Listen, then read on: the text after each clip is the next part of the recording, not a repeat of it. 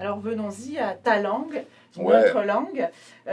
C'est un livre que je qualifierais d'engagé, voire de militant. Et tu disais justement que tu as évolué, tu as parfois changé de position. Aujourd'hui, en 2024, par rapport à l'état, et je mets ça entre guillemets, de la langue au Québec, parce que chacun s'empare quand même, en tout cas utilise en fait cet argument, la langue est instrumentalisée, dirons-nous, à des fins politiques. Qu'est-ce qui t'a donné envie aujourd'hui de pousser de ce cri du cœur militant, et quelle est ta position aujourd'hui, ton rapport à la langue? Je trouve ça intéressant, ça m'étonne en même temps, mais je comprends, je crois ton point de vue. Ce qui a été le plus important, justement pour moi, avec cet ouvrage-là, dont je suis très très fier, c'était que toutes les militances aient leur place. Donc, évidemment, que moi, je devais affirmer où j'en suis. Puis, tu sais, personne ne sera surpris, là, évidemment. Je suis inquiet de l'état du français au Québec. Je crois qu'il faut absolument franciser de façon massive, qu'il faut mettre de l'argent là-dedans. On ne demande pas une révolution quantique ou une fusée. Chris, on veut des profs qui font de la francisation. C'est comme la base. Il n'y a pas de projet commun possible si on n'a pas une langue au moins en commun. Et voilà, donc c'est ma position, je pense elle ne surprendra pas beaucoup de monde. En revanche, je voulais avoir une réelle diversité parce que la diversité, c'est un des mots les plus galvaudés en ce moment, notamment dans le milieu intellectuel et littéraire. On veut de la diversité à tout prix, mais la diversité d'opinion me semble très pauvre, très souvent. Alors moi, ce que je voulais, c'était, on veut une diversité, d'accord, mais une réelle diversité. Donc, il y a des textes frontalement nationalistes, souverainistes. Est-ce que je peux me permettre, excuse-moi David, que tu cites Oui, je vais les présenter, bonne idée. Ouais. les gens dont tu as choisi de t'entourer, puis justement que tu nous dises un peu comment tu as fait langue et tu as fait équipe en choisissant les gens de qui tu t'entoures. Exact. Donc, c'était cette idée d'abord qu'il y ait une vraie polyphonie. Tu sais, on dit que c'est un ouvrage qu'on voulait polyphonique, donc il y a une vraie diversité d'opinions, de tons. Je voulais qu'il y ait des gens avec qui je ne suis pas d'accord. La première chose, je me suis dit, si je dirige un ouvrage collectif, il faut qu'il y ait des textes avec lesquels je ne suis pas d'accord dedans. Donc, je suis allé le plus large possible. Je voulais aussi la parité à tout prix. Je voulais une représentation des Premières Nations. Je voulais avoir aussi du français hors Québec. Je voulais avoir l'Acadie. Je voulais beaucoup. Ça fait partie de mes enjeux personnels. Tu as essayé d'avoir donné de Bombardier. J'étais presque là. Elle est moins disponible ces temps-ci. Mais j'ai... Et je suis même allé jusqu'à relancer Charles, qui était d'une générosité incroyable. Je tiens à dire que c'était extrêmement agréable de travailler avec Charles Bébenet, avec l'équipe du Robert, souligner le travail de Sébastien Hart à l'édition. C'était vraiment une super équipe. Et les auteurs, donc, qui mettent leurs plumes, c'est incroyable. Des fois, je regarde cette couverture et je suis ému. On a Rachida Azdouz, qui a un texte très personnel sur son rapport au français et à l'arabe. On a Normand Baillargeon, qui commet un texte, wow, mais Normand, s'il y a un gars généreux dans la vie, c'est Normand Baillargeon, qui le dit lui-même, fait très peu ça, mais nous propose un texte très personnel, autobiographique, qui parle de son enfance en Afrique, de son rapport à la langue, et qui va lui aussi jusqu'au coude dans le wokisme et le détournement qui peut se faire avec la langue. Donc, ça va graffiner, mes amis. Il va y avoir de la polémique autour de ce livre-là. Et c'est parfait. Écoute, il pointe, il nomme, il utilise les mots qu'il ne faut pas utiliser. Il y a des gens qui vont vouloir brûler le livre. C'est parfait, c'est de la promo. Allez-y. Exact. Marie-France Bazot aussi, qui amène un point de vue inquiet, puis en même temps avec de l'espoir. Mélanie Béliveau, qui est docteur et poète, qui raconte son rapport à la langue à travers prendre soin, comment la langue et le rire aussi peuvent être thérapeutiques. Stéphane Bureau, qui a été incroyable. Stéphane qui a dit oui tout de suite et qui après a remis sa date de texte, s'est inquiété. On a dû discuter au téléphone. Il a fallu que je l'encourage. Mais oui, Stéphane, c'était vraiment étonnant. Une espèce de probité intellectuelle incroyable où c'était vraiment, écoute, il voulait lui. On voulait tous les deux. Mais Stéphane qui disait je ne sens pas que mon texte apporte quelque chose à la réflexion. Moi, je disais mais moi, Stéphane, je sens que tu as dit oui, fait apporte. Et là, on se relançait, puis tu sais, il me disait, mais je pourrais faire ça. Oui, bonne idée, vas-y. Non, mais ça pourrait être ça, vas-y, bonne idée. Et finalement, qui va avec une espèce de texte en prose poétique, hyper personnel, son lien à la langue, à Michel Lalonde, qui ramène aussi une espèce de... Mais pourquoi, tu sais, cette langue-là, si on ne pense plus avec? Tu sais, est-ce qu'on est en train... Tout le lien à la censure aussi, c'est génial. Edith Butler. Wow, Edith Butler. Edith qui était d'une générosité incroyable. Puis d'ailleurs, il faut savoir qu'entre chaque texte, j'ai mis plusieurs citations. Il y a plusieurs dizaines de citations. Il y a des bouts de poèmes, il y a des réflexions. Ça va de Camille Lorrain à Marie Huguet.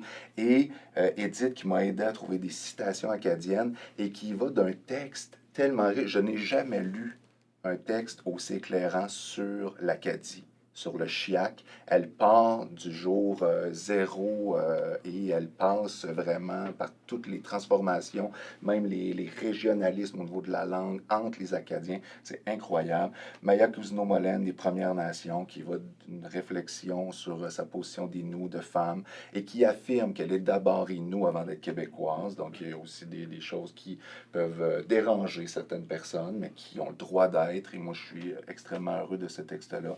Mélissa François, incroyable, d'un courage aussi très grand, où elle questionne même euh, l'intérêt, comment je dirais, je ne veux pas dénaturer son propos, mais à quel point, en Haïti notamment, on doit choisir le français qui nous permet d'aller plus loin dans nos réflexions et nos revendications politiques plutôt que le créole. Donc, il y a aussi des gens qui seront dérangés par ce propos-là. Journaliste à Radio-Canada anglophone et qui, elle, amène un gros bémol, par exemple, au texte de Frédéric Lacroix. Dessous Frédéric Lacroix, celui qu'un député libéral a traité de manger de marde dernièrement parce qu'il défendait notre langue avec un peu trop de vigueur. Et donc, Mélissa François, qui, elle, ne s'inquiète pas du tout du français au Québec et qu'elle croit qu'il y a des gens qui veulent sortir l'anglais de Montréal carrément. Donc, c'est aussi une position qui peut être particulière. Frédéric Lacroix, qui lui, y va à grands coups de notes de bas de page et de statistiques. On va se donner leur juste sur la langue au Québec en ce moment. Puis, voilà, c'est Jean-François Letourneau, poète et enseignant, qui arrive avec un texte qui pourrait être considéré, tu sais, il y a des textes qui sont plus nationaliste ou identitaire. Jean-François Letourneau, qui est beaucoup plus diversitaire et qui célèbre toutes les langues, toutes les cultures et qui va ailleurs. Francis Ouellet, dans sa langue truculente, incroyable, qui part d'une phrase de sa grand-mère, qui nous fait un texte génial. Et le magnifique Michel Tremblay, écoutez, tu sais, c'est beau ça. Il voulait mettre un bandeau. Moi, j'adore le bandeau de Jérôme Sagard là-dessus, mais on dit on pourrait mettre un bandeau avec ta face, mais on perdrait le nom de Michel Tremblay. De un, ma face, on en revient. Et de deux, tu m'enlèves pas le nom de Michel Tremblay, sinon c'est moi qui arrive avec un bandeau de ninja, puis je fais tout péter. Michel Tremblay, un texte court mais efficace sur évidemment la place du joual et le sacre, la pertinence du sacre en littérature au Québec. Donc l'ensemble, c'est pour moi la réussite de ce livre-là, c'est la polyphonie. C'est une vraie diversité. Il n'y a personne qui peut être d'accord avec tous ces textes. Il n'y a personne qui peut ne pas être dérangé par certains textes, et c'est ce qu'on veut. On est très peu, contrairement à la France, dans une culture du débat au Québec. On est très campé, on est dans des chambres d'écho, très souvent on est entre nous, et là on force un peu à se visiter. Tu sais, je pense que ceux qui prendront vraiment la peine de lire le livre de la couverture à l'autre, d'une couverture à l'autre, seront du moins poussés à la réflexion, sinon choqués.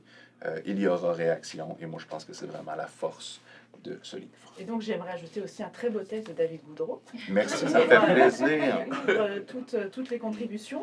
Mais Delphine, imagine la pression que j'avais parce que j'ai tout reçu ces textes-là, tu sais, puis là, tu reçois ça, puis c'est bon, hey, c'est bon, c'est bon. Puis là, moi, j'ai pas écrit le mien encore, là, tu sais. Puis là, moi, j'avais des bonnes idées. Il l'a eu, lui aussi. Bonne idée, estime, j'ai pris un nom, tac, tac, tac. Donc, j'avais une magnifique pression, puis je suis très satisfait de mon texte, mais honnêtement, c'est d'avoir réuni ces personnes-là dont je suis le plus fier et d'avoir relevé ce pari de la diversité d'opinion et de ton, une vraie diversité, enfin, dans un livre sur la langue au Québec. Donc, merci pour effectivement de nous avoir dit pourquoi ces gens-là étaient importants pour toi et de effectivement nommer la diversité des points de vue. J'aimerais justement quand même que tu nous dises un mot sur ton texte, puisqu'on a la chance de t'avoir toi, les autres on va les découvrir et on va les lire. C'est un texte extrêmement émouvant aussi que tu nous offres avec un rapport à la langue où tu racontes une scène, franchement c'est là le talent du romancier aussi qui transparaît dans ce texte d'ouverture. Parce qu'effectivement tu amènes des idées et des propos, mais tu campes ça sur une plage aux États-Unis, dans le Maine, où tu es avec tes enfants et où effectivement subitement tu prends peut-être un peu de la distance par rapport au Québec et justement de te voir sur la plage par rapport à ça, dans un temps un peu suspendu qui est le temps des vacances. Emmène-nous sur cette plage au Maine quand tu étais là. Qu'est-ce que tu voulais nous dire? Qu'est-ce que tu veux nous dire aussi sur la transmission de cette langue-là? On en parle nous aujourd'hui qui la vivons, qui la parlons, mais cette urgence ou cette inquiétude à savoir comment on va accompagner nos enfants aussi dans l'apprentissage de cette langue. J'aurais envie de t'entendre un peu sur ça. Ben, en fait, j'ai pris le prétexte de vacances dans le Maine et de mon désir de voir mes enfants être polyglottes ou au moins bilingues, mais bilingues pour vrai, pas comme la majorité des fonctionnaires fédéraux. Euh, l'idée, donc, d'aller passer un moment dans le Maine cet été, je voulais les préparer. Donc, on a fait des petits ateliers, on a écouté du Paw Patrol, du Snoop Dogg. On a essayé vraiment de les baigner là-dedans. Et finalement, bon, on se retrouve dans le Maine et moi, je réfléchis sur la plage entre deux pointes de pizza fromage, extra fromage, sur la fierté des Américains avec leur drapeau et nous, notre rapport aux fleurs d'Elysée, à la langue qui me semble très triste à côté de, entre ce chauvinisme exagéré, cette honte introjectée, où devrions-nous être?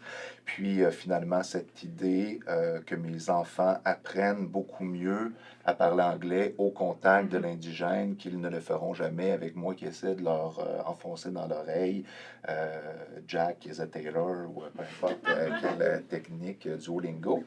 Alors, et ce recul-là aussi permet de réfléchir à cette grande différence entre l'approche multiculturaliste canadienne et ce désir interculturel québécois.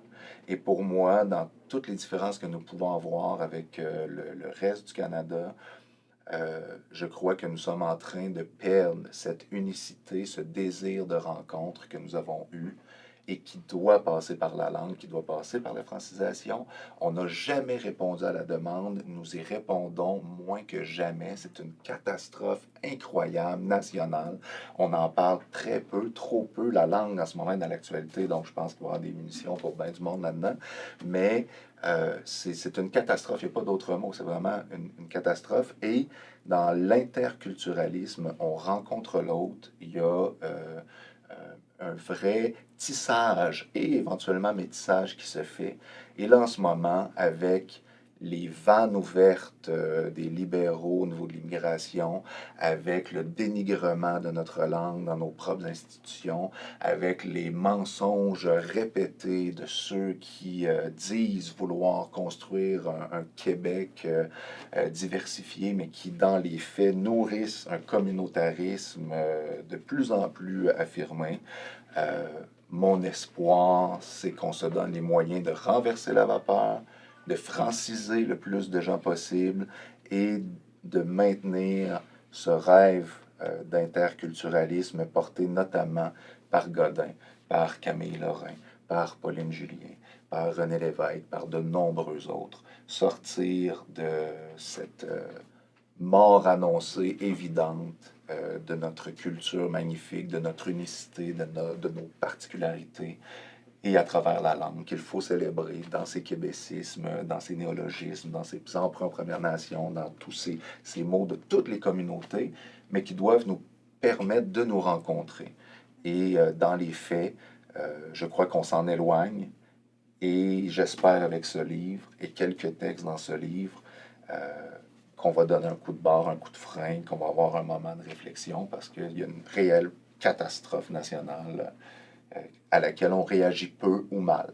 Donc pour parler notre langue, vivons-la ensemble, Absolument. faisons l'expérience. Mais un vrai Vraiment, ensemble, un vrai pas comme ensemble. les slogans, tu sais, Oui. parce que ça, c'est très drôle. Avec mon amoureuse, on s'amuse à voir tous ces organismes qui remanient les mots ensemble, avenir, imaginons, tu sais, puis c'est vraiment des fois, ils s'en fâchent presque les uns dans les autres, tu sais, ensemble, imaginons l'avenir, imaginons ensemble l'avenir. Puis ça, c'est toujours les mêmes styles de mots creux, finalement, tu sais, qui veulent rien dire, mais qu'est-ce qu'on fait pour vrai? Tu sais, est-ce que tu en mets de l'argent? Tu sais, là, il manque des profs partout, et il en manque en francisation, puis il n'y a pas de financement, puis c'est la base. En tout cas, moi, c'est le clou sur lequel je veux Donc, taper. vivons-le, enseignons-le, parlons-le. Et d'ailleurs, C'est déjà plus précis. Belle courbe d'apprentissage. Et d'ailleurs, je voudrais dire à quel point, et tu m'as dit que tu n'avais pas forcément pensé comme ça, mais moi, ça m'a paru flagrant dans la manière dont a été édité le texte. C'est là où on voit que l'édition aussi est un vrai métier, on en prend vraiment la mesure, parce que j'avais reçu des textes épars au début, et puis après, le temps que ça fasse sens, ça fasse langue, et quand j'ai reçu les épreuves finales, il y a ton texte d'ouverture, dans lequel tu dis d'ailleurs que quand tu rencontrais des classes, etc., et que tu demandais aux jeunes de nommer des poètes, des auteurs, etc., il y avait comme une crispation, d'ailleurs, j'arrive pas à en nommer, moi-même, je me suis interrogée, et après, tu apportes comme des petites pistes parce que tu émailles tous les textes de tes contributrices avec des citations de tous horizons, des grandes figures québécoises, de toutes les époques qui ont porté le français, qui l'ont célébré. Et ça donne vraiment envie, David, d'aller découvrir ou relire ou lire des auteurs. Donc ça, je pense aussi que c'est une des forces du livre, c'est qu'elle porte un propos sur le français, mais elle donne vraiment envie d'en manger pour en parler encore mieux et encore plus. Merveilleux. Je sais pas Mission si je accomplie. m'éloigne. Si déjà, non, ça me fait vraiment plaisir d'entendre ça. Et si avec toi ça a fonctionné, j'imagine que ça pourrait fonctionner avec d'autres. On va œuvrer en tout cas à ce que c'est sûr que il y a une contagion fébrile et festive à parler de ce livre-là. Donc ça commence aujourd'hui et je pense que ça ne va pas s'arrêter tout de suite. Allez, merci d'être